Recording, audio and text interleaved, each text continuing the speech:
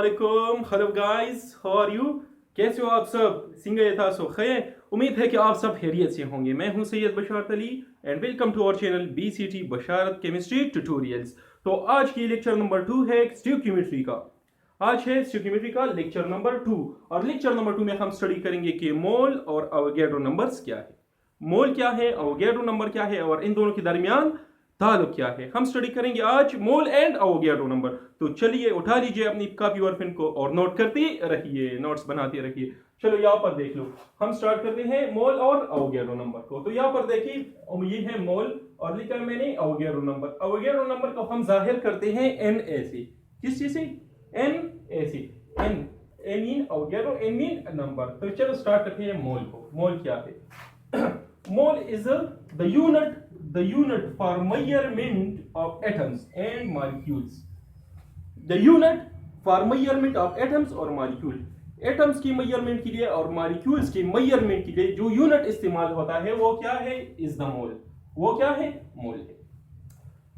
Atoms और molecule को count करने के लिए, इसको मेजर करने के लिए जो यूनिट इस्तेमाल होता है वो क्या है? मोल है। ठीक है। Symbol for mole is MOL और इसके लिए सिंबल क्या है? MOL है। चलो यहां पर देख ले, मास के लिए कौन सा यूनिट इस्तेमाल होता है? मास के लिए यूनिट इस्तेमाल होता है ग्राम। मास के लिए कौन सा यूनिट इस्तेमाल होता है? ग्राम। हम SI यूनिट की बात करेंगे कौन सी यूनिट की? SI का मतलब है सिस्टम इंटरनेशनल, जो कि सिस्टम इंटरनेशनल ने मुनक़िद की है। इसको क्या कहते हैं? SI यूनिट कहते हैं। तो मास के लिए यूनिट इस्तेमाल होता है ग्राम। इसी तरह डिस्टेंस के लिए जो यूनिट इस्तेमाल होता है वो है मीटर। डिस्टेंस के लिए कौन सा यूनिट इस्तेमाल होता है? मीटर। इसी तरह एटम्स और मॉलिक्यूल को काउंट करने के लिए, एटम्स और एंड मॉलिक्यूल को काउंट करने के लिए यूनिट जो फिक्स किया गया है वो है मोल। वो कौन सा यूनिट है? मोल है। तो मोल के जरिए हम एटम्स और मॉलिक्यूल को काउंट करते हैं। क्या करते हैं? काउंट करते हैं। चलिए यहां पर देखो, mole is SI unit for chemical quantity. तो केमिकल क्वांटिटीज के लिए जो यूनिट इस्तेमाल होता है वो है मोल। यानी मोल किस चीज के लिए इस्तेमाल होता है? केमिकल क्वांटिटी के लिए। अब यहां पर देखो, यहां पर लॉजिक है, a mole of any substance, किसी भी सब्सटेंस की एक mole content equal number of particles, इसमें इक्वल नंबर ऑफ पार्टिकल होते हैं as in 12 gram of carbon 12 और 1 मोल ऑफ कार्बन 12। हाँ यहां पर देख लो, 1 मोल ऑफ एनी सब्सटेंस, एक मोल जो किसी भी सब्सटेंस के हो, एक मोल जो किसी भी सब्सटेंस के हो, इसमें नंबर ऑफ एटम्स या नंबर ऑफ मॉलिक्यूल बराबर होंगे किस चीज की? 12 ग्राम ऑफ कार्बन में जितने पार्टिकल्स होंगे या मॉलिक्यूल होंगे इसके बराबर होंगे। मेरा मतलब यह है कि 12 ग्राम ऑफ कार्बन 12, हमने कार्बन 12 आइसोटोप, कौन सा आइसोटोप? कार्बन 12 लिया और कितना लिया? 12 ग्राम। अब इस 12 ग्राम में जितने पार्टिकल्स होंगे इतनी ही पार्टिकल्स दूसरा कोई भी एलिमेंट हो, कंपाउंड हो या कोई भी चीज हो, इसके एक मोल में इतने पार्टिकल्स होंगे। इसका मतलब ये हुआ कि एक मोल किसी भी चीज का, एक मोल किसी भी चीज का हो और एक मोल कार्बन का हो, एक मोल कार्बन, लेकिन कौन सा कार्बन? कार्बन 12। इन दोनों में पार्टिकल सेम होंगी, पार्टिकल्स की तादाद क्या होगी? सेम होगी। ठीक है। तो यहां पर देखो, जिस तरह एग्जांपल देता हूं, मैं एग्जांपल देता हूं। यहां पर देखो, डजन कहते हैं दर्जन को। तो दर्जन में कितनी चीजें होती हैं? 12 होते हैं। दर्जन में कितनी चीजें होती हैं? 12 होते हैं। अब यहां पर अगर आप ले बनानास, तो बनानास भी कितने होंगी? 12 बनानास होंगे। अगर आप डजन में ले ऑरेंजेस को, तो ऑरेंजेस भी कितने होंगे? 12 ही होंगी। ऑरेंजेस भी कितने होंगे? 12 ही होंगे। ठीक है, ऑरेंजेस भी 12 होंगे। अगर आप ले कप्स को, तो कप्स भी क्या होंगे? 12 होंगे। अब इसमें साइज की बात नहीं है। चलो यहां पर देख लो, बनाना का साइज 1 है, ऑरेंजेस का साइज 1 है और कप्स का साइज चेंज है। सभी के साइज क्या है? चेंज है। लेकिन हम यहां पर साइज की बात नहीं कर रहे, ना साइज की बात करेंगे यहां पर, और ना मास को देखेंगे। इन सब की मासेस भी चेंज है, लेकिन एक चीज कॉमन है, वो है 12। डजन में क्या होगा, 12 चीजें होंगी, चाहे इसका मास एक हो या डिफरेंट हो या सेम हो। यहाँ पर मासेस भी डिफरेंट है, साइज भी डिफरेंट है, लेकिन तादाद क्या है, बराबर है। इसी तरह कार्बन 12 की 12 ग्राम्स में, कार्बन 12 की 12 ग्राम्स में जितने पार्टिकल होंगी, इतनी ही पार्टिकल किसी और सब्सटेंस की 1 मोल में भी होंगे, इतनी ही पार्टिकल किसी और सब्सटेंस की 1 मोल में भी होंगे। चाहे 1 मोल 20 ग्राम का बराबर हो, 30 का हो, 100 का हो, 200 का हो। मास की बात हम नहीं करेंगे, सिर्फ बात करेंगे तो साइज और सिर्फ बात करेंगे तो काउंटिंग की। यहां पर भी 12 है, यहां पर भी 12 है, यहां पर भी। इसी तरह कार्बन 12 में जितनी तादाद होगी कार्बन की, किसी और एलिमेंट की 1 मोल में भी इतनी तादाद होगी। आ गई समझ? चलो इसको एक्सप्लेन करूंगा अभी एक्सप्लेन करूंगा, ठीक है। तो यहाँ पर क्वेश्चन पूछा गया कि हाउ मेनी पार्टिकल्स, पार्टिकल कौन कौन से होते हैं, एटम्स भी हो सकते हैं, आइंस भी हो सकते हैं, मॉलिक्यूल भी हो सकते हैं, फार्मूला यूनिट भी हो सकते हैं, इलेक्ट्रॉन्स भी हो सकते हैं, ठीक है। How many particles are there in 1 mole, एक मोल में कितने पार्टिकल होंगे, एक मोल में कितनी पार्टिकल्स होंगे। हाँ, तो यहाँ पर देख लो, एक डजन में कितने पार्टिकल होते हैं, 12। चाहे वो बनाना हो, चाहे वो कप हो, चाहे वो ऑरेंज हो, या चाहे कोई और चीज हो, लेकिन तादाद कितनी होगी, 12 होगी। तो ये 12 डजन में फिक्स है, एक दर्जन में 12 नंबर फिक्स है। इसी तरह 1 मोल ऑफ एनी सब्सटेंस, 1 मोल किसी भी सब्सटेंस की हो, चाहे H2O हो, चाहे सोडियम क्लोराइड हो, चाहे हाइड्रोजन हो, वगैरह वगैरह, चाहे जो भी हो, contain 6.023 multiplied 10 raised to the power 23 particles। तो 1 मोल जिस चीज की वो हो, तो इसमें पार्टिकल कितनी होंगे, 1 अवोगाड्रो नंबर। कितने पार्टिकल होंगे, 1 अवोगाड्रो नंबर। और अवोगाड्रो नंबर बराबर है 6.023 multiplied 10 raised to the power 23 की। चलो यहां पर देख लो, इस नंबर को 6.023 multiplied 10 raised to the power 23, इस नंबर को क्या कहते हैं, इसको अवोगाड्रो नंबर कहते हैं, जो कि इटालियन साइंटिस्ट अमीडो अवोगाड्रो ने सजेस्ट की थी। तो यहां पर देखो, 1 मोल ऑफ एनी सब्सटेंस, हर चीज की 1 मोल, हर सब्सटेंस की 1 मोल में कितने पार्टिकल होंगे, 6.023 multiplied 10 raised to the power 23 particle होंगे। अब पार्टिकल क्या हो सकते हैं, एटम्स हो सकते हैं, आइंस हो सकते हैं, एटम्स आइंस के अलावा मॉलिक्यूल हो सकते हैं, फार्मूला यूनिट हो सकते हैं, इलेक्ट्रॉन्स हो सकते हैं। जिस चीज की बात करते हैं तो ये तादाद, ये नंबर क्या होगी, कांस्टेंट होगी। चलो एक और सेंटेंस लिख लो, यहां पर ये है कांस्टेंट नंबर। ये कौन सा नंबर है, कांस्टेंट नंबर, ये है कांस्टेंट नंबर। तो ये नंबर हो गया कांस्टेंट। चलो ठीक है, आ गई समझ, थोड़ा सा आइडिया आ गया। अभी इसको पूरा एक्सप्लेन करूंगा, ठीक है।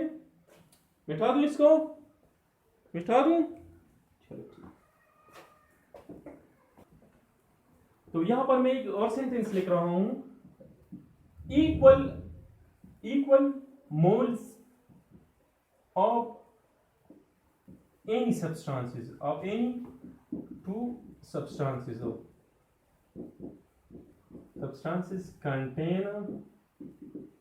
contain equal number of particles, equal number of particles, equal moles of any substance। दो सब्सटेंस है, डिफरेंट सब्सटेंस है, और इसकी मोल्स क्या है, इक्वल है, इक्वल नंबर ऑफ मोल्स। तो इसमें तादाद कितनी होगी, पार्टिकल्स की तादाद कितनी होगी, सेम होगी।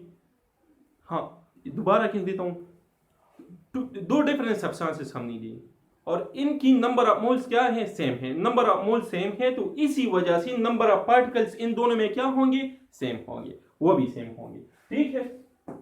अब हम बात कर रहे हैं इक्वल मोल्स, यहां पर हम बात कर रहे हैं मोल्स की, और फिर बात कर रहे हैं नंबर ऑफ पार्टिकल्स की।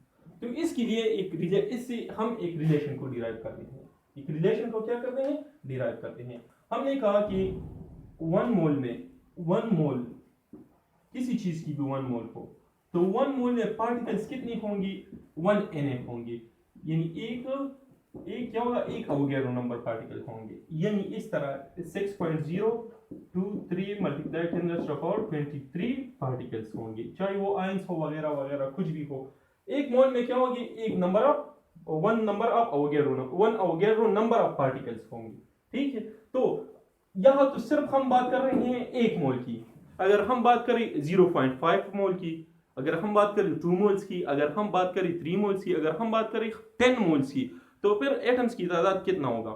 तो हमें चाहिए एक जनरल सा इक्वेशन, हमें क्या चाहिए? एक जनरल सा रिलेशन जो हमें कोई भी कौन के बारे में इंफॉर्मेशन दे। यहाँ पर सिर्फ 1 मोल है, तो हम जनरल इक्वेशन को क्या करते हैं? डिराइव करते हैं। तो 1 मोल में होगा 1 Na पार्टिकल्स, 1 Na पार्टिकल। अगर हम ले नंबर ऑफ पार्टिकल्स को, नंबर ऑफ पार्टिकल्स ये है अननोन, नंबर ऑफ पार्टिकल्स हमने लिया जनरल, तो नंबर ऑफ पार्टिकल्स ले, सॉरी यहाँ पर हम नंबर ऑफ पार्टिकल नहीं लेंगे, यहाँ पर हम लेंगे नंबर ऑफ मोल्स, चाहे जो भी हो, 1 हो, 2 हो, 3 हो, 4 हो, 5 हो या 100 हो वगैरह वगैरह। तो इसमें नंबर ऑफ पार्टिकल्स कितने होंगे? नंबर ऑफ पार्टिकल्स कितने होंगे? ठीक है, 1 मोल में 1 अवोगाड्रो नंबर पार्टिकल्स होते हैं। अगर नंबर ऑफ मोल्स हम ले जनरली, तो एनी नंबर ऑफ मोल हम ले, तो इसमें नंबर ऑफ पार्टिकल्स कितने होंगे? हम अब इसको डिराइव करते हैं। यहाँ पर क्या होगी? क्रॉस मल्टीप्लिकेशन होगी, यहाँ पर क्रॉस मल्टीप्लिकेशन होगी, तो ये इसके साथ मल्टीप्लाई होगा, 1 मल्टीप्लाई नंबर ऑफ मोल्स, और ये मल्टीप्लाई होगा 1 Na से। ठीक है, सॉरी, नंबर ऑफ पार्टिकल्स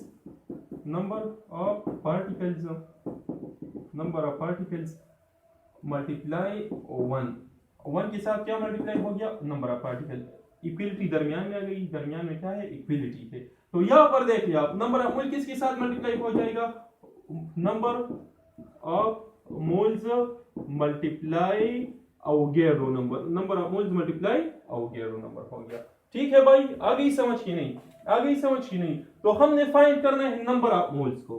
किस चीज को फाइंड करना है? नंबर ऑफ मोल्स को। तो यहाँ पर इसको अकेला छोड़ देते हैं, यहाँ पर इसको अकेला छोड़ देते हैं, और इसको यहाँ से यहाँ पर डिवाइड कर देते हैं। तो यहाँ पर 2 तरीकों से कर सकते हैं, बस जनरली इस तरह ही करेंगे। यहाँ पर भी Na को डिवाइड किया, और यहाँ पर भी Na को क्या किया? डिवाइड किया, बोथ साइड डिवाइड किया। मैथमेटिक्स का रूल है, आपको पता होगा, दोनों साइड पे Na को डिवाइड कर दिया, तो यहाँ पर कट गया, ये खत्म हुआ, और यहाँ पर रख दिया। तो यहाँ पर देखो 1 इसके साथ मल्टीप्लाई होगा, तो क्या आ जाएगा? Number of particles. क्या आ गया? Number of particle divide by Avogadro number is equal to number of moles. तो अब यहाँ पर देख लो, ये हो गया इक्वेशन नंबर 1, ये हो गया इक्वेशन नंबर 1। इस फार्मूला के देखो भाई, यहाँ पर है नंबर ऑफ पार्टिकल्स और नंबर ऑफ मोल्स, तो यहाँ पर नंबर ऑफ मोल्स और नंबर ऑफ पार्टिकल्स के दरमियान क्या है? जनरल रिलेशन है। आप कोई भी पार्टिकल इसमें डाल के यहाँ पे वैल्यू पुट के यहाँ से क्या निकाल सकते हो? नंबर ऑफ मोल्स निकाल सकते हो। चलो ठीक है, ट्राई कर लें। यहाँ पर मैं इसको लिख देता हूँ, number of moles is equal to number of particles और डिवाइड बाय अवोगाड्रो नंबर। ये जनरल इक्वेशन आ गया, यहाँ ये जनरल इक्वेशन आ गया। इसको मिटा दूं इसको। चलो ठीक है, तो यहाँ पर क्वेश्चन है convert 1.6023 multiplied 10 raised to the power 23 atoms of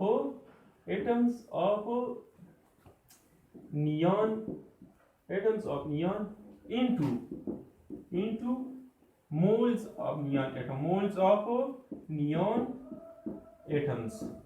चलो भाई, यहाँ पर देख लो क्या कह रहा है क्वेश्चन में, क्या कह रहा है? Convert 1.6023 multiplied 10 raised to the power 23 atoms of neon into moles of neon। तो यहाँ पर देख लो, यहाँ पर गिवन डेटा क्या है? क्या यहाँ पर नंबर ऑफ पार्टिकल्स कितनी दी गई है? नंबर ऑफ पार्टिकल्स है 1.6023 multiplied 10 raised to the power 23 atoms। ठीक है, तो फिर क्या कह रहा है? मांग रहा है, रिक्वायर्ड है, क्या रिक्वायर्ड है? Moles of neon atoms. ये कितनी मोल हो गई? इतने पार्टिकल दिए हैं और मांग क्या है? Moles of neon. कहते हैं कि इसको नंबर ऑफ पार्टिकल्स को किस में चेंज करो? मोल्स में चेंज करो। तो अब डेटा है कि नहीं? यहाँ पर देख लो, और डेटा है कि नहीं?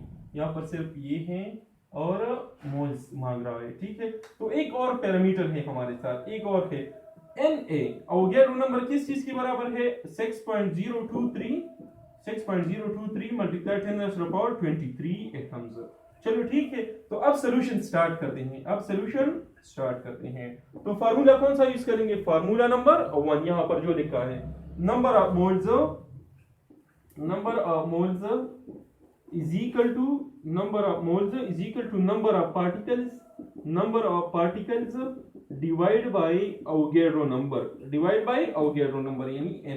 तो नंबर ऑफ मोल्स तो हम क्या करेंगे, इसको मालूम कर रहे हैं, इसको फाइंड कर रहे हैं, ठीक है। तो यहाँ पर देखो नंबर ऑफ पार्टिकल कितनी दी है? नंबर ऑफ पार्टिकल दी है 1.6023 मल्टीप्लाई 10⁻23 और अवोगाड्रो नंबर क्या है? अवोगाड्रो नंबर है Na बराबर है 6.023 मल्टीप्लाई 10⁻23, ठीक है। तो ये गिवन है और ये भी गिवन है, ये हमने याद करना होगा, इस वैल्यू को हम याद करेंगे। चलो यहाँ पर ये भी लिख देता हूँ, अवोगाड्रो नंबर यानी Na बराबर है 6.023 मल्टीप्लाई 10⁻23। ये दो पैरामीटर याद कर ले, ठीक है। तो यहाँ पर देख ले 23 को अगर हम इस तरह लिख सकते हैं, एक और स्टेप में कर दूंगा, तो यहाँ पर number of particles is equal to 1.6023 multiply 10⁻23 और इसको क्या कर दूंगा, इसको ऊपर लेके आऊंगा, 10⁻23 को ऊपर लेके आ जाऊंगा। तो यहाँ पर क्या है, 10⁻+23 था और यहाँ पर अगर जब ये ऊपर आ जाए तो 10⁻−23 हो जाएगा, ठीक है। और नीचे क्या आ जाएगा, 6.023 मल्टीप्लाई तो ये अपनी जगह रह जाएगा। तो यहाँ पर 10⁻+23 है और यहाँ पर 10⁻−23, तो ये क्या हो गया, खत्म हो गया। अब यहाँ पर देख लो नंबर ऑफ पार्टिकल्स कितने हैं, नंबर ऑफ मोल्स हम फाइंड करते हैं, और ऊपर क्या वैल्यू बाकी रह गई, 1.6 यहाँ बस यहाँ से इसके बाद हम इग्नोर करेंगे और यहाँ पर बाकी है नीचे है 6.023, ठीक है। तो इससे वैल्यू आ जाएगा number of moles is equal to 0. इसके साथ डिवीजन हो जाए तो 0.65 समथिंग, 0.65 और यूनिट क्या लगाएंगे, मोल लगाएंगे। चलो ठीक है, तो यहां पर देख लो 1.6023 मल्टीप्लाई 10⁻23 पार्टिकल्स है, 1.6023 मल्टीप्लाई 10⁻23 एटम्स है। तो इस एटम ये जितने भी एटम हैं, ये इसकी नंबर ऑफ मोल कितने हैं, 0.65 मोल से। हम इसको नंबर ऑफ मोल में चेंज करते हैं तो कितना नंबर ऑफ मोल्स आ गया, 0.65 मोल्स आ गया। आ गई समझ? तो अब बात करते हैं कि मोल को हम कैलकुलेट किस तरह करेंगे, तो यहाँ पर देख लो हाउ टू कैलकुलेट मोल्स, मोल को हम किस तरह कैलकुलेट करेंगे। तो मैं आपको बता दूं कि आपने कभी चावल के दाने को, राइस के दाने को काउंट करने की कोशिश की है? इसको हम तोलते क्यों हैं, इसको काउंट क्यों नहीं करते? इसको हम काउंट इसलिए नहीं करते कि इसके दाने इंतहाई छोटे होते हैं, और हम अगर इसको काउंट करने लग जाए तो इसमें 2, 3, 4, 5, 6 मंथ तक लग सकती है, क्योंकि वो बहुत ज्यादा होते हैं और साइज क्या होता है, इंतहाई ज्यादा छोटा होता है। तो बजाय ये कि हम इसको काउंट करें, हम इसका वजन करते हैं, ठीक है। एक और एग्जांपल समझा देता हूं मैं आपको। वो जो कॉइन्स होते हैं, हर एक कॉइन्स यानी सिक्के, हर एक कॉइन की खास महसूस मास होती है, स्पेसिफिक मास होती है। तो हम जब सिक्कों को लेके चलते हैं बैंक में, तो वो बजाय ये कि इसको काउंट करे, वो सिक्कों को क्या करे, काउंट करे, वो इसको क्या करते हैं, तोलते हैं, और तोल के वो बता देते हैं कि ये इतनी तादाद में है, ठीक है। मैं फिर से बता रहा हूं, हम जब सिक्कों को बैंक लेकर जाते हैं तो वो बजाय ये कि एक एक सिक्के को काउंट करे, एक एक इसका शुमार करे, बजाय इसके कि इसका शुमार करे, वो क्या करते हैं, वो तमाम कॉइन्स को उठा के तीले में रख देते हैं और फिर क्या करते हैं, वेट कर देते हैं और इससे पता लगाते हैं कि इसकी तादाद कितनी है। तो केमिस्ट्री में भी इसी तरह ही होता है। केमिस्ट्री में हम एटम्स मॉलिक्यूल्स वो या कंपाउंड इंतहाई छोटे होते हैं, इतने छोटे होते हैं कि नज़र भी नहीं आते। ठीक है, एटम्स इतने छोटे होते हैं कि नज़र भी नहीं आती। तो हम इसको काउंट किस तरह करेंगे?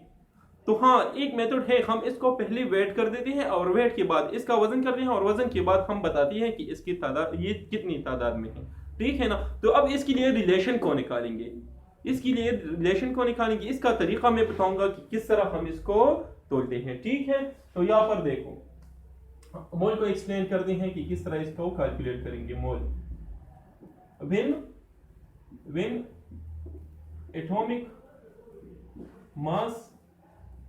atomic mass of atoms are molecular mass of molecule or molecular mass of molecule or formula mass of formula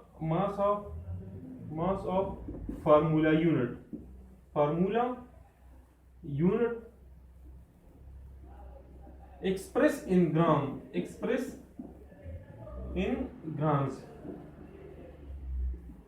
are called मोल। तो हम इसको क्या कहते हैं? मोल कहते हैं। चलो एक और यहाँ पर देख लो, when atomic masses of atom, जब हम एटम्स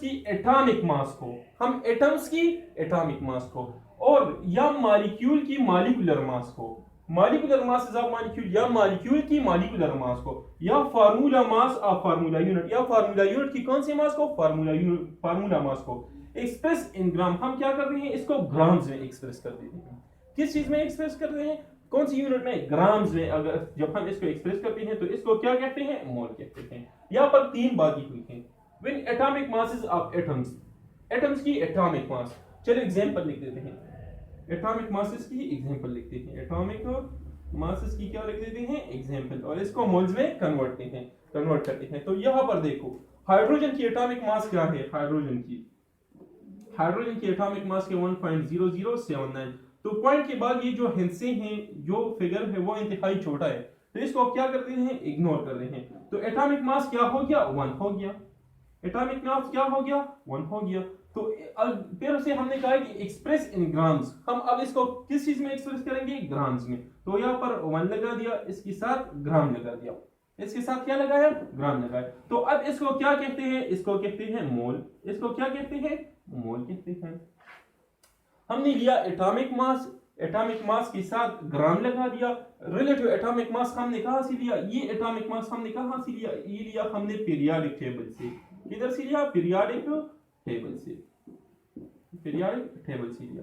तो इसके साथ क्या लगा दिया? ग्राम लगा दिया। तो ये क्या हो गया? मोल हो गया। अब अवोगाड्रो अंकल ने क्या बताया है? अवोगाड्रो अंकल ने बताया है कि 1 मोल ऑफ एनी सब्सटेंस, एक मोल जिस सब्सटेंस की भी हो, तो इसमें नंबर ऑफ एटम्स या नंबर ऑफ मॉलिक्यूल कितने होंगे? 6.023 मल्टीप्लाई 10⁻23 होंगे। ठीक है, तो यहाँ पर देख लो, 1 मोल ऑफ हाइड्रोजन, 1 मोल किसका है? हाइड्रोजन का। कितने ग्राम्स की बराबर है? 1 ग्राम की। तो इसमें एटम्स कितने होंगे? 6.023 मल्टीप्लाई 10⁻23 ही होंगे। ठीक है, यहाँ पर देखो, दूसरा एग्जांपल लिखते हैं। हाइड्रोजन के बाद है हीलियम की एटॉमिक मास है 2। हीलियम की एटॉमिक मास क्या है? हीलियम की एटॉमिक मास है 2। तो यहाँ पर देख लो, सॉरी, हीलियम की एटॉमिक मास 4 है। तो यहाँ पर 4 लिया, 4 के साथ एक्सप्रेस किया ग्राम्स में, 4 ग्राम, या फिर क्या हो गया? 4 ग्राम। तो अब हीलियम के 4 ग्राम को क्या कहते हैं? 1 मोल कहते हैं। 1 मोल। और 1 मोल में कितने एटम्स होंगे? 6.023 मल्टीप्लाई 10⁻23। हाँ, पिछली स्लाइड में मैंने एक पॉइंट लिखी थी, मैंने कहा था कि 1 मोल ऑफ एनी सब्सटेंस, हम 2 डिफरेंट सब्सटेंस लेते हैं, दोनों सब्सटेंस की 1 मोल लिखते हैं, तो इनमें एटम्स की तादाद क्या होगी? बराबर होगी। चलो यहाँ पर देख लो, ये 2 डिफरेंट सब्सटेंसेस है, हीलियम है और हाइड्रोजन, 2 डिफरेंट सब्सटेंसेस हैं। ठीक है, इसका हीलियम का, हाइड्रोजन का भी 1 मोल लिया और हीलियम का भी 1 मोल लिया, दोनों का 1 मोल लिया, लेकिन मास इसका चेंज है, लेकिन नंबर ऑफ पार्टिकल्स को देखिए, वो क्या है? सेम है। नंबर ऑफ पार्टिकल्स क्या है? सेम है। चलिए एक और एग्जांपल लेते हैं। सोडियम की एटॉमिक मास है 23। सोडियम की एटॉमिक मास क्या है 23 है। तो यहाँ पर एटॉमिक मास है 23। अब 23 को जाहिर किया ग्राम्स में, 23 को जाहिर किया ग्राम में, तो इसको क्या कहते हैं 1 मोल कहते हैं।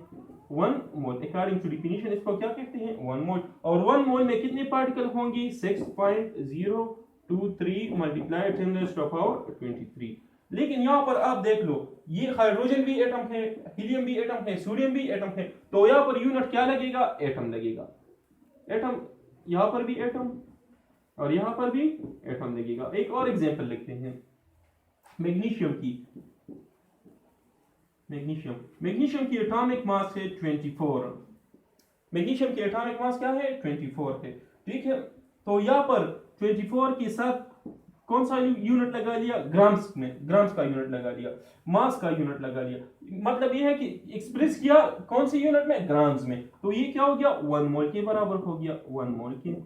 और 1 मोल में कितने पार्टिकल्स होते हैं 6.023 मल्टीप्लाई 10⁻²³ और यहाँ पर यूनिट क्या लगेगा मैग्नीशियम भी एटम है तो यहाँ पर क्या यूनिट लगेगा एटम लगेगा। अब मैं बता दूं हाइड्रोजन की एटम की मास कम है, हाइड्रोजन एटम की मास कम है, इसलिए 6.023 मल्टीप्लाई 10⁻²³ एटम्स कंबाइन होके तो इन टोटल एटम्स की वजन कितना होता है 1 ग्राम होता है। ठीक है, अब हीलियम की देखो, हीलियम की जो एटम्स होते हैं वो थोड़ा सा भारी होते हैं, हाइड्रोजन से वो थोड़ा सा भारी होते हैं, तो 6.023 मल्टीप्लाई 10⁻²³ हीलियम एटम जब हम ले तो इसका मास कितना होगा वो होगा 4 ग्राम। इसका मास कितना होगा 4 ग्राम होगा।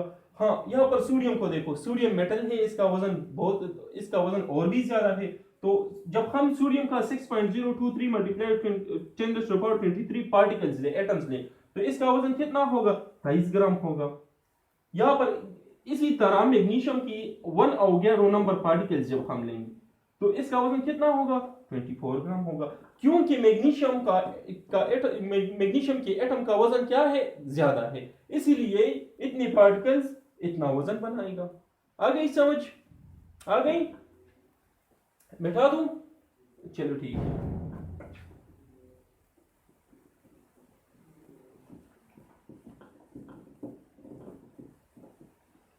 हाँ, एक तो हो गया, बात हो गई एटॉमिक मासेस की, बात तो हो गई। अब बात करते हैं मॉलिक्यूलर मासेस की। अब बात करते हैं मॉलिक्यूलर मासेस की।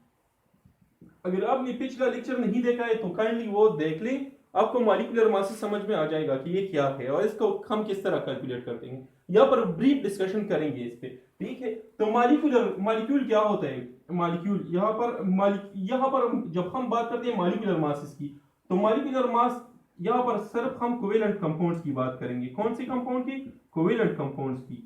कोवेलेंट कंपाउंड्स की जो मॉलिक्यूल होते हैं इनके बारे में बात करेंगे। हाँ, और फार्मूला यूनिट को अलग डिस्कस करेंगे, ठीक है। फार्मूला यूनिट यानी फार्मूला मास कौन से कंपाउंड के बारे में होता है, आयनिक कंपाउंड्स के। तो यहाँ पर देख लो H2O क्या है, मॉलिक्यूल है, ठीक है। इसमें कोवेलेंट बॉन्ड है, इसलिए इसको हम स्टडी करते हैं मॉलिक्यूलर मासेस में। तो H2O की मॉलिक्यूलर मास को किस तरह कैलकुलेट करेंगे, चलो यहाँ पर देख लो। आप पीरियोडिक टेबल से हाइड्रोजन की पहले स्टेप में हम इस तरह करते हैं कि हाइड्रोजन लिख देते हैं और इसके साथ ऑक्सीजन को ऐड करते हैं, जिस तरह इसमें है। तो हाइड्रोजन की तादाद इसमें कितने हैं, इस फार्मूला में है 2 हाइड्रोजन और 1 ऑक्सीजन, तो लगा दिया। हाइड्रोजन की एटॉमिक मास पीरियोडिक टेबल से अगर आप लेंगे तो वो आ जाएगा 1 और इसके साथ 2 को मल्टीप्लाई किया, प्लस ऑक्सीजन का एटॉमिक मास है 16, ठीक है। तो यहाँ पर 2 1 2 प्लस 16, टोटल मास कितना आ गया 18, ठीक है, 18 आ गया। अब क्या कहते हैं, when atomic masses of atoms or molecular masses of molecule और formula masses of formula unit express in gram. हाँ, मॉलिक्यूलर मास को किस चीज में एक्सप्रेस करेंगे, इसको भी ग्राम में एक्सप्रेस करेंगे। तो आ गया 18 और इसके साथ लगा लिया ग्राम को, इसके साथ लगा लिया ग्राम को। तो अब मॉलिक्यूलर मास H2O की मॉलिक्यूलर मास कितनी है 18 है, इसके साथ इसको ग्राम में एक्सप्रेस किया तो ये कितना हो गया 1 मोल के बराबर हो गया, 1 मोल, ठीक है। तो यहाँ पर देख लो 1 मोल में कितने पार्टिकल्स होते हैं, 1 मोल में पार्टिकल होते हैं 6.023 मल्टीप्लाई 10⁻23। हाँ, एक बात और, तो यहाँ पर ये मॉलिक्यूल थे, पिछली स्लाइड में एटम्स थी, सोडियम एटम थी, हाइड्रोजन एटम थी, तो वहां पर यूनिट क्या लगा देते हैं, एटम लगा देते हैं। लेकिन यहाँ पर आप देखो, यहाँ पर क्या है, मॉलिक्यूल्स है, तो यहाँ पर कौन सा यूनिट लगेगा, यहाँ पर लगेगा मॉलिक्यूल्स, यहाँ पर क्या लगेगा, मॉलिक्यूल्स। तो अगर हम वाटर की 18 ग्राम ले तो इसको हम क्या कहेंगे, 1 मोल, और इसमें पार्टिकल्स कितने होंगे, 6.023 मल्टीप्लाई 10 टू पावर 23 पार्टिकल्स होंगे। चलो बात करते हैं एक और कोवेलेंट कंपाउंड की, तो HCl को लिख देते हैं, HCl को। तो यहां पर देख ले, हाइड्रोजन की इसको पहले स्टेप में इस तरह लिखेंगे, ठीक है। अब हाइड्रोजन की एटॉमिक मास है, हाइड्रोजन की एटॉमिक मास 1 है और क्लोरीन की एटॉमिक मास है 35.5, तो टोटल मास कितना आ गया, 36.5 आ गया। अब 36.5 को किस चीज में एक्सप्रेस करेंगे, ग्राम्स में, इसको एक्सप्रेस किया ग्राम्स में, ठीक है, इसको एक्सप्रेस किया ग्राम में, तो ये किसका बराबर हो गया, 1 मोल का बराबर हो गया, ये 1 मोल का बराबर हो गया। और 1 मोल में कितने पार्टिकल होंगे, 6.023 मल्टीप्लाई 10 टू पावर 23, ठीक है। अभी और मॉलिक्यूल लेते हैं, एक और मॉलिक्यूल लेते हैं, वो है H2O2, हाइड्रोजन पर ऑक्साइड, हाइड्रोजन पर ऑक्साइड। तो यहाँ पर देख लो, पहले स्टेप में क्या करेंगे, हाइड्रोजन और ऑक्सीजन को ऐड में लिखेंगे, इसको ऐड करेंगे, और हाइड्रोजन की तादाद कितनी है, यहाँ पे 2 है, तो यहाँ पर लगा लिया 2 को, और यहाँ पर हाइड्रोजन की तादाद कितनी है, यहाँ भी 2 है, तो यहाँ भी लगा दिया 2 को, और दरम्यान में क्या लगा दिया, प्लस लगा दिया। अब हाइड्रोजन की एटॉमिक मास है 1 प्लस ऑक्सीजन की एटॉमिक मास है 16, ठीक है। तो यहाँ पर आ गया 2 और यहाँ पर आ गया 32, तो टोटल मास कितना हो गया, 34, और 34 को जब हम ग्राम्स में एक्सप्रेस करेंगे तो इसको क्या कहेंगे, इसको कहेंगे 1 मोल, ठीक है। अब 1 मोल में कितने पार्टिकल होंगे, 1 मोल में पार्टिकल होंगे 6.023 मल्टीप्लाई 10 टू पावर 23, ठीक है। अब यूनिट क्या लगेगा, यहाँ पर ये भी मॉलिक्यूल है, ये भी मॉलिक्यूल है, तो यहाँ पर यूनिट क्या लगेगा, यहाँ पर यूनिट लगेगा मॉलिक्यूल, और यहाँ पर भी मॉलिक्यूल लगेगा, ठीक है। आ गई समझ। चलो ये बता देता हूं, H2 ये भी मॉलिक्यूल है, तो यहाँ पर देखो, यहाँ पर 2 हाइड्रोजन है, सिर्फ 2 हाइड्रोजन, तो किस तरह 2 मल्टीप्लाई हाइड्रोजन की एटॉमिक मास 1 है, तो 2 कितना हो गया, 2। अब 2 ग्राम, इसको ग्राम में एक्सप्रेस किया तो ये कितना हो गया, ये 1 मोल हो गया, 1 मोल हाइड्रोजन मॉलिक्यूल है। तो इसमें कितने पार्टिकल होंगे, 6.023 मल्टीप्लाई 10 टू पावर 23 पार्टिकल, यानी मॉलिक्यूल्स होंगे। आ गई समझ, आ गई। चलो नोट कर लो, शाबाश, नोट कर लो, मिटा दूं, चलो ठीक है। तो अब बात करेंगे फार्मूला यूनिट की, अब बात करेंगे फार्मूला यूनिट की। दोनों को कैलकुलेट करने में कोई फर्क नहीं, मॉलिक्यूलर मास और फार्मूला मास को कैलकुलेट करने में कोई भी फर्क नहीं है इसमें, ठीक है। तो फार्मूला यूनिट की बात करते हैं, फार्मूला यूनिट जो फार्मूला मास, ये जो नाम इस्तेमाल होता है फार्मूला मास, ये सिर्फ इस्तेमाल होता है, स्पेसिफिकली इस्तेमाल होता है आयनिक कंपाउंड्स के लिए। कौन से कंपाउंड के लिए, आयनिक कंपाउंड, जिसमें कौन सा बॉन्ड होता है, आयनिक बॉन्ड होता है। ये फार्मूला मास और मॉलिक्यूलर मास को कैलकुलेट करने में कोई भी फर्क नहीं, छोटा सा फर्क भी नहीं, लेकिन नाम क्यों चेंज है, तो ये फार्मूला यूनिट इस्तेमाल होता है आयनिक कंपाउंड के लिए, और मॉलिक्यूलर मास इस्तेमाल होता है सिर्फ मॉलिक्यूल्स के लिए। किस चीज के लिए इस्तेमाल होता है, मॉलिक्यूल्स के लिए।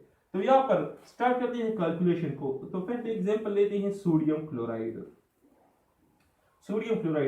तो यहाँ पर सोडियम 1 है प्लस क्लोरीन कितने हैं, 2 क्लोरीन है, ठीक है। तो यहाँ पर सोडियम की एटॉमिक मास जो कि पीरियोडिक टेबल में दिया है वो है 23, और क्लोरीन की एटॉमिक मास है 35.5, ठीक है, और तादाद कितनी है, 2 है, तो 2 को मल्टीप्लाई कर दिया। तो यहाँ पर देखो 23 प्लस 35 मल्टीप्लाई 2 71 आ गया, ठीक है। तो यहाँ पर 70, 80, 90 और 94, टोटल मास कितना आ गया, 94।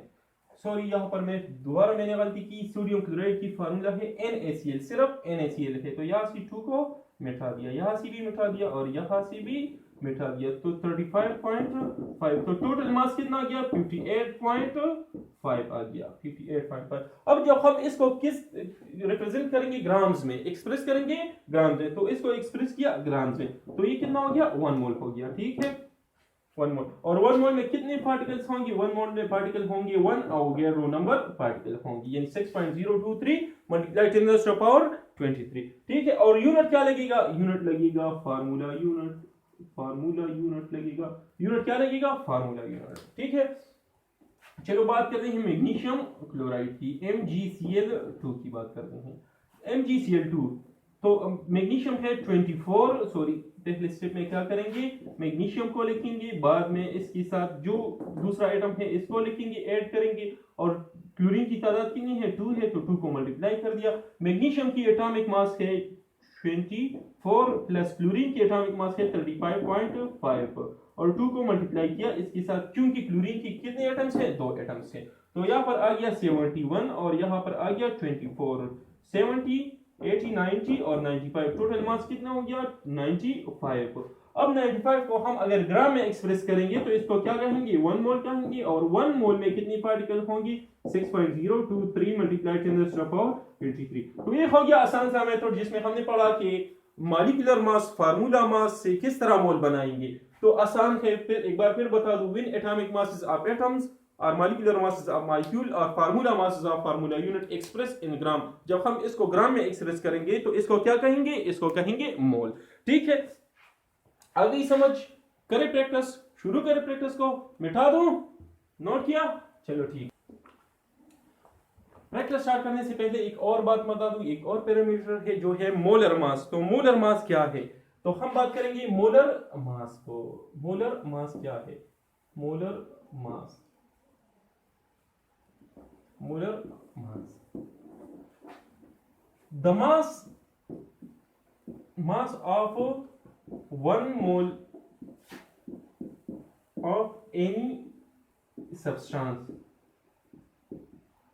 इसको क्या कहेंगे मोलर मास कहेंगे। इसका मोलर मास, इसका मोलर मास, इसका मोलर मास।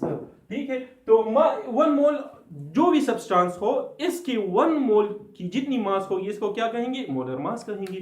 ठीक है, यहां पर देख लो 1 मोल जो भी चीज हम ली तो इसकी जितनी भी मास होगी, जितनी भी मास होगी इसको क्या कहेंगे मोलर मास कहेंगे।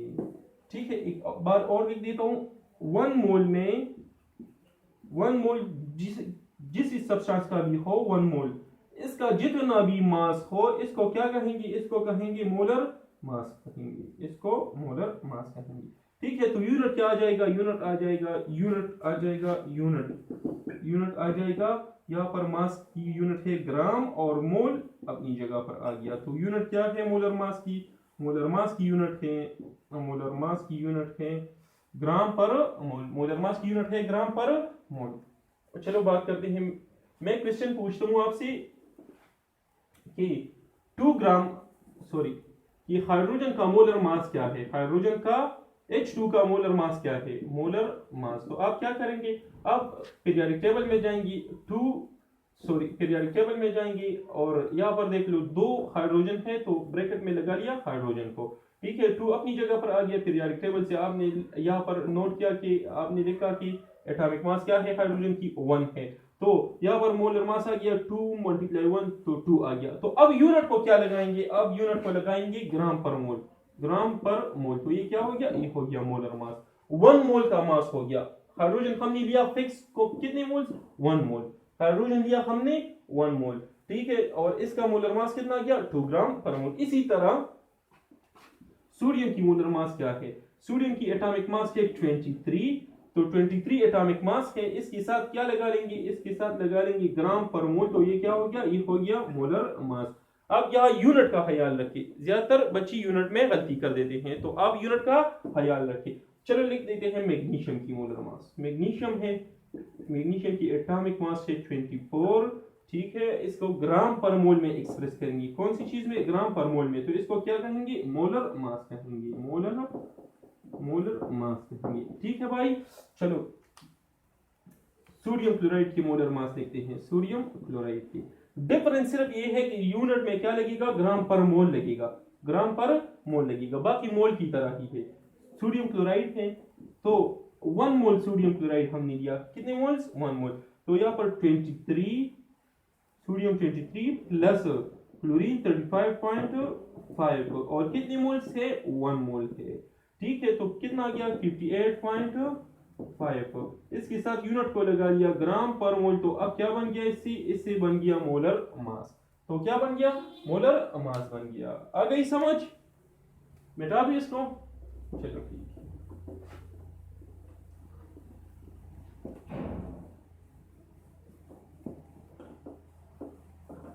हाँ, एक और बात मैं आपको बता दूं कि हर जगह सिर्फ हम 1 मोल की बात नहीं करेंगे, हर जगह पर हम सिर्फ 1 मोल की बात नहीं करेंगे। जिस तरह हमने एग्जांपल में सिर्फ 1 मोल की बात की, हमने ग्राम से 1 मोल बनाया, हर जगह पर हमने ग्राम से 1 मोल बनाया। इसी तरह हम यूज करेंगे 0.5 मोल यूज करेंगे, 0.6 यूज करेंगे, 10 मोल यूज करेंगे, 100 मोल यूज करेंगे या 0.1 मोल यूज करेंगे। मुख्तलिफ किस्म की पैरामीटर्स आएंगे, मुख्तलिफ किस्म की कैलकुलेशन हम करेंगे। तो इसके लिए हमने कोई जनरल सा फार्मूला लिखना होता है, तो वो जनरल सा फार्मूला यहाँ पर जो हम इस्तेमाल करेंगे वो है number of moles is equal to mass in gram divide by molar mass. ये हो गया फार्मूला नंबर 2। इससे पहले जो फार्मूला हमने लिखा है वो है नंबर ऑफ मोल्स, यहाँ से मिटा दो, यहाँ पर लगा लिया मोलर मास को। इससे पहले जो फार्मूला नंबर 1 हमने लिखा वो है number of moles is equal to number of particles divide by Avogadro number. ये था फार्मूला नंबर 1। ठीक है, तो ये दो फार्मूले स्टोइकियोमेट्री में अभी इस्तेमाल होंगे। स्टोइकियोमेट्री इस दो फार्मूलों पर बेस है, तमाम स्टोइकियोमेट्री सिर्फ इस दो फार्मूलों पर बेस है, तो ये फ्रीक्वेंटली यूज होंगे। तो इसको क्या करो, इसको मुकम्मल याद करो। ठीक है, तो स्टार्ट करें एग्जांपल्स को। ठीक है, चलो क्वेश्चन है how many moles are there in a 50 gram of NaOH। कहते हैं कि 50 ग्राम सोडियम हाइड्रोक्साइड है, कास्टिक सोडा है। 50 ग्राम क्या है, कास्टिक सोडा है। तो इसमें नंबर ऑफ मोल्स कितने बनते हैं, इससे नंबर ऑफ मोल्स कितने बनते हैं। कहते हैं कि इस ग्राम्स को मोल में चेंज करो। ठीक है, तो डेटा क्या दिया है, डेटा दिया है मास इन ग्राम है, मास in gram is equal to 50 ग्राम सिर्फ ये पैरामीटर दिया है। अब यहां पर देख लो, मास को हम कन्वर्ट करेंगे नंबर ऑफ मोल्स में, तो कौन सा फार्मूला इस्तेमाल करेंगे। यहां पर देख लो, मास इन ग्राम यहां पर है, यहां पर मौजूद नहीं है, तो ये फार्मूला इस्तेमाल करेंगे, फार्मूला नंबर 2। तो फार्मूला नंबर 2 में देखिए आप, मास के अलावा नंबर ऑफ मोल्स है जो कि हम फाइंड करते हैं। यहां पर हम इसको फाइंड करते हैं, number of moles is equal to sign of interrogation, ये फाइंड करते हैं। लेकिन मोलर मास भी गायब है, मोलर मास भी नहीं है। तो अब क्या करेंगे, मोलर मास को कैलकुलेट करेंगे। तो आप कहेंगे कि सर मोलर मास को हमको तो इसको कैलकुलेट करना आता है। तो भाई वीडियो को यूज करो, पास करो वीडियो को और कैलकुलेट करो। शाबाश, मैं करता हूं, आप पहले ट्राई करो।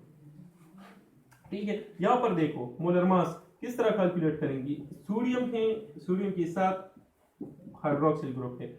ठीक है, तो यहां पर देख लो, सोडियम को लिख दिया अलग, ऑक्सीजन को लिख दिया अलग और हाइड्रोजन को लिख दिया अलग। सोडियम की एटॉमिक मास है जो पीरियोडिक टेबल में है 23 प्लस ऑक्सीजन की एटॉमिक मास 16 और हाइड्रोजन की 1। तो ये हो गया 23 प्लस 1 24 और 16 40 हो गया। हाँ, मोलर मास में मैंने एक बात आपको कही थी कि यहाँ पर यूनिट हम लगाएंगे ग्राम पर मोल, क्योंकि ये 40 ग्राम जो वजन है, जो 40 ग्राम जो मास है, ये कितने मोल्स की है, 1 मोल की। इसलिए हम यूनिट क्या लगाते हैं, ग्राम पर मोल लगाते हैं। तो ये आ गया, ये भी हमारे साथ हो गया मौजूद और ये भी है, और इसको हम फाइंड करते हैं। तो सॉल्यूशन स्टार्ट करते हैं। सॉल्यूशन फार्मूला लिख देते हैं, number of moles is equal to mass in gram और डिवाइड बाय मोलर मास। तो नंबर ऑफ मोल्स को तो हमने फाइंड करना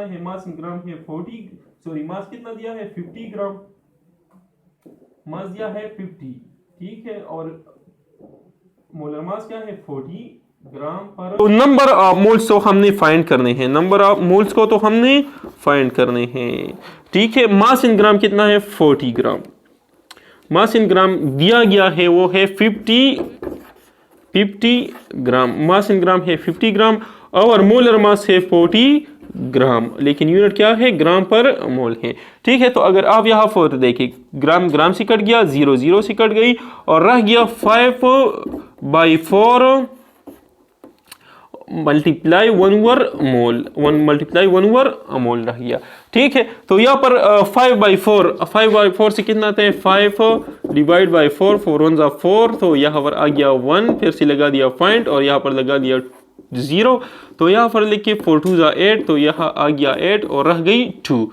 तो फिर से 0 लगाएंगे, 4 5 जा 20, तो हो गई सॉल्व, 1.25 रिजल्ट आ गया। तो नंबर ऑफ मोल्स कितनी आ गई, नंबर ऑफ मोल्स आ गई, number of moles is equal to 1.25 और लास्ट में क्या आ गया मोल को हम यहाँ पर देखिए 1 मोल को क्या किस इस तरह है ना, हम इस तरह लिख सकते हैं 5/4 डिवाइड बाई 1 मोल, इस तरह लिख सकते हैं, हाँ लिख सकते हैं, ठीक है। तो यहाँ पर देखो 5/4 अपनी जगह पर आ जाएगा, इस डिवीजन को मल्टीप्लिकेशन में चेंज कर देते हैं तो ये क्या हो जाएगा, ये उल्टा हो जाएगा, तो यहाँ पर आ गया मोल बाई 1, तो 1 को स्किप कर दिया और यूनिट क्या आ गया मोल, तो यहाँ पर हम क्या यूनिट लगाएंगे, यहाँ पर लगाएंगे मोल, तो ये हो गया इक्वेशन सॉल्व। तो 150 ग्राम ऑफ सोडियम हाइड्रोक्साइड बराबर है 1.25 मोल्स की, ठीक है। आ गई समझ, मिटा दो इसको, करिए दूसरे एग्जाम्पल को, चलो ठीक है।